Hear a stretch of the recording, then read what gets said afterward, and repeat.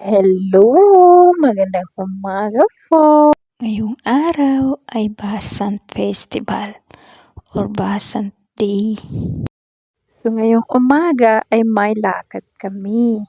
In-invite pala kami ng auntie ng aking asawa na doon daw kami magdi-dinner sa kanila.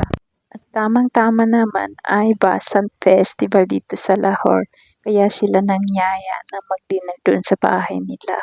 At magpapalipad din daw ng mga saranggola yung mga pinsan ni asawa. At siyempre ako naman ay excited kasi nga ato yung kauna-unahang celebration Na nakita ko kasi nga binabawal na nila ito at matagal na itong ban ang Basan Festival na to. Ayon sa aking na research ay 18 years na itong ban sa Lahore, itong Basanti. Kasi nga marami daw namamatay noon dahil nga sa tali ng kait na ito o saranggola na ito. So bago pala kami pumunta doon sa kanila ay nag-grocery muna kami ng aking asawa sa Carrefour. At pagkatapos namin mag-grocery ay nag-joyride kami dito guys sa May Lake City. At yun, sabi niya magtingin-tingin tayo kung may nagpapalipad daw dito. Pero siyempre walang mga bahay dito kasi mga building lang dito at mga restaurant. Kasi di ko alam sa aking asawa kung ano yung trip niya. Na nga, umuwi kami at sabi ko, naiinitan na ako kasi medyo mainit na dito pag umaga guys. Tingnan nyo naman yung araw.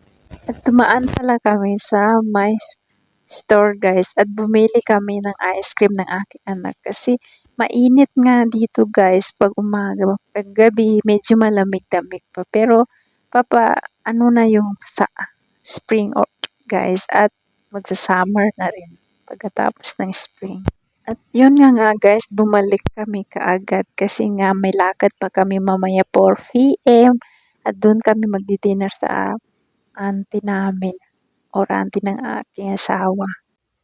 At siyempre, kasama din namin yung aking biyanan kasi nga family gathering doon at nandoon yung mga kaanak nila at mga pinsan.